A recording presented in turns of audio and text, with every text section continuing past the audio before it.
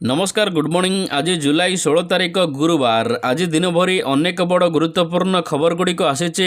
तेबे आसंतु आज सकाळ आसीथिबा 20टी बड़ खबर उपरे नजर पकाइबा। नंबर 1 आज अपराह्न 4टारे रथ टणा।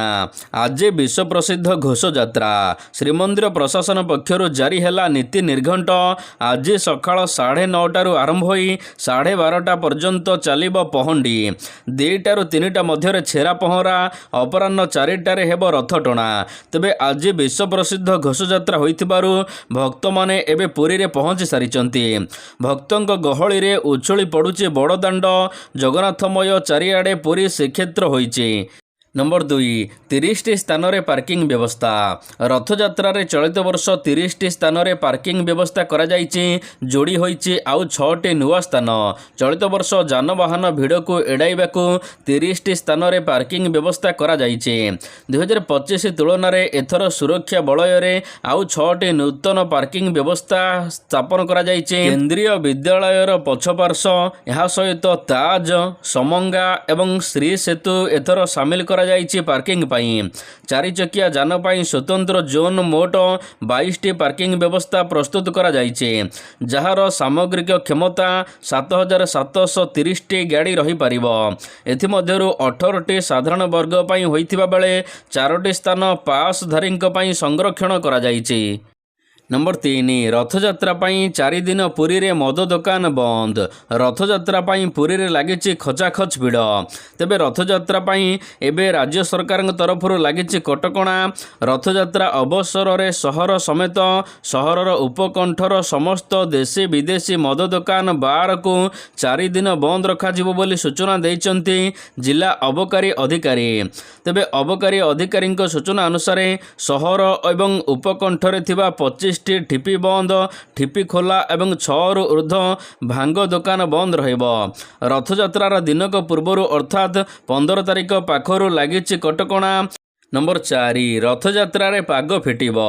श्रद्धालु मानक पई खुशी खबर। रथयात्रा रे फिटिबो पाग।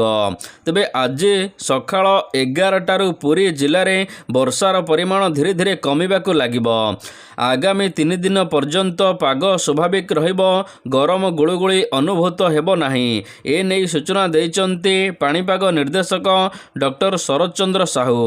लक्ष लक्ष श्रद्धालु मानक पई यह एक बड़ आश्वस्तिकर खबर। कारण रथयात्रा उपलक्षे पुरी रे लक्ष लक्ष भक्तंक समागम। तेणु आगामी 3 दिन पर्यंत पुरी रे भल पाग रहिबो। रथ टणा एवं दर्शन करिबा पई भक्त मानक पई कोनोसी असुविधा हेबो नाही बोली पाणीपाग विशेषज्ञ कहिसंती। नंबर 5 घरे रही एणिके महाप्रभु को दान करिपारिबे श्रद्धालु। पवित्र रथयात्रार दिनक पूर्वरु पुरी स्थित श्री जगन्नाथ मंदिर प्रशासन कार्यालय रे मुख्यमंत्री मोहन चरण माझी आधुनिक डिजिटल हुंडी समर्पणर शुभारंभ करिसंती। एथिरे घरे रही एणिके महाप्रभु को दान करिपारिबे श्रद्धालु। एही अवसर रे मुख्यमंत्री कहिसंती जे डिजिटल हुंडी समर्पण केवल एक प्रजुक्ति विद्या भित्तिक संस्कार नुहे। ଏହା ହେଉଛି ସାରା ବିଶ୍ୱରେ ବଢୁଥିବା କୋଟି କୋଟି ଜଗନ୍ନାଥ ଭକ୍ତ ମାନଙ୍କ ପାଇଁ ଏକ ସମର୍ପଣ ଭାବକୁ ଶ୍ରୀମନ୍ଦିର ସହିତ ଯୋଡ଼ିବାକୁ ଏକ ପବିତ୍ର ସ୍ୱଚ୍ଛ ସେତୁ। नंबर 6 केंद्र कैबिनेट रे ओडिशा को उपहार। केंद्र कैबिनेट बैठक रे गतकाली पारादीप हरिदासपुर रेल दोहरीकरण प्रकल्प को मंजूर मिली। यह सहित राज खरसुआ और डांगपोसी चतुर्थ लेन प्रकल्प को मध्य मंजूर मिली।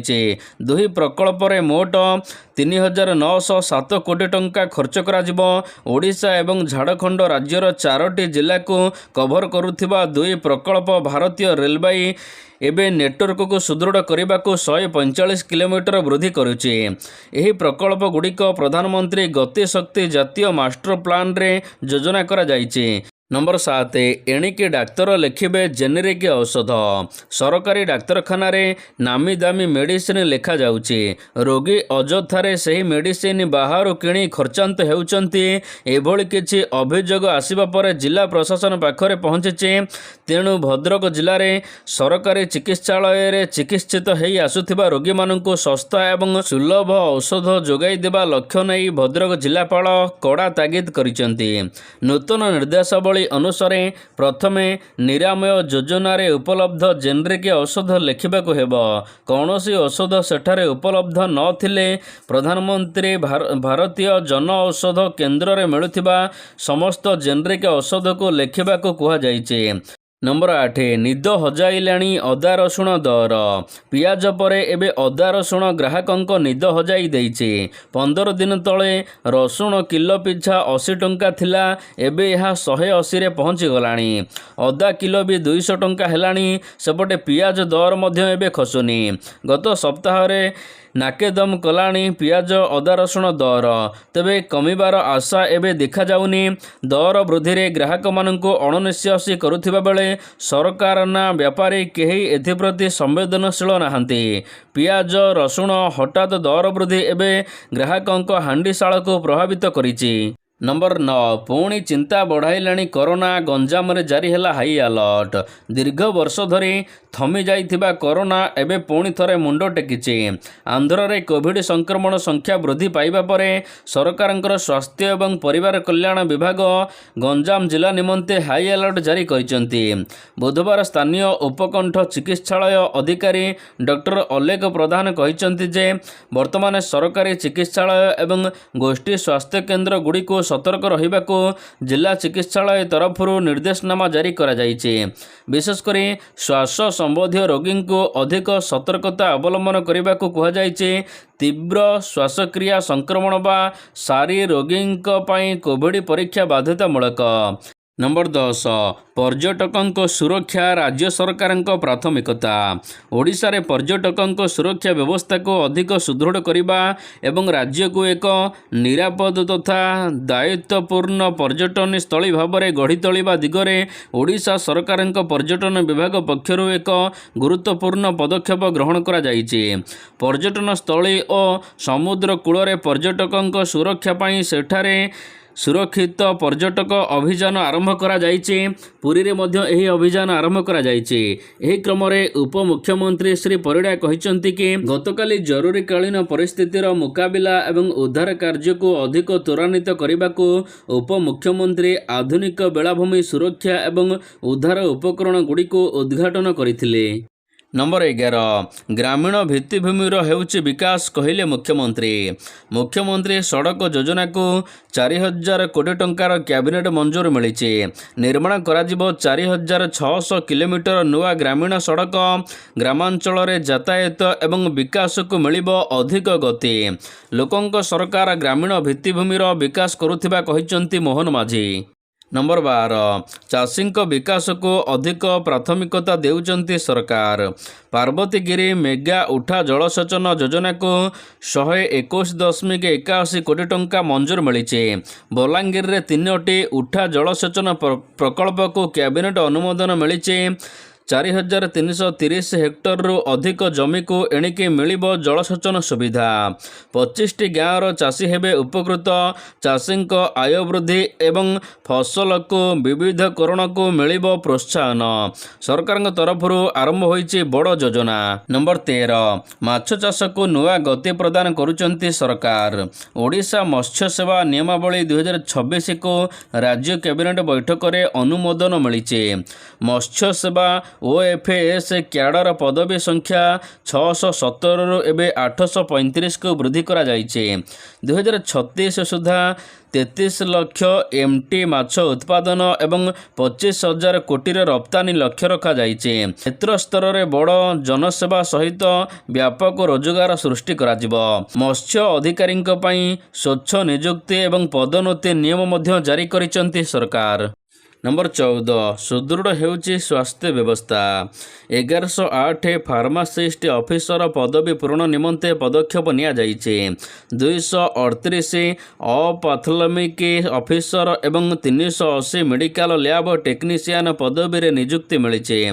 ଉନ୍ନତ ସ୍ୱାସ୍ଥ୍ୟସେବା ଓ ରୋଗୀଙ୍କୁ ଗୁଣାତ୍ମକ ଚିକିତ୍ସା ସୁନିଶ୍ଚିତ କରିବାକୁ ଦୃଢ଼ ପଦକ୍ଷେପ ନେଉଛନ୍ତି ସରକାର।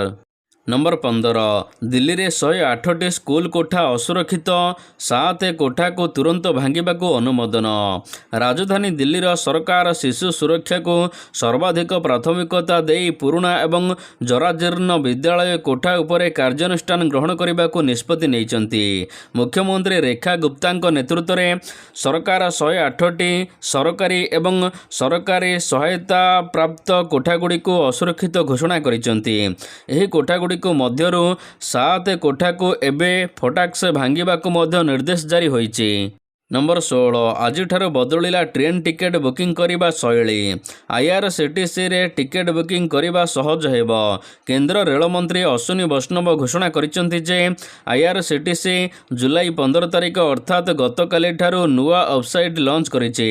Jaipur Malaviya national institute of technology MNIT छात्र छात्री मानक सहित आलोचना समय रे मंत्री एने सूचना देइचंती। नूतन वेबसाइट रे ट्रैफिक फ्रीज विलंब एवं अन्यान्य समस्या को ह्रास करने लक्ष्य रखिंट सरकार, जहाँ यात्री मानकर व्यस्त बुकिंग समय रे प्रायतः सम्मुखीन हुंती एबे आउ हेबे नाही। नंबर 16 राम मंदिर सीओ पदवी पाई लोकंक प्रबल रुचि।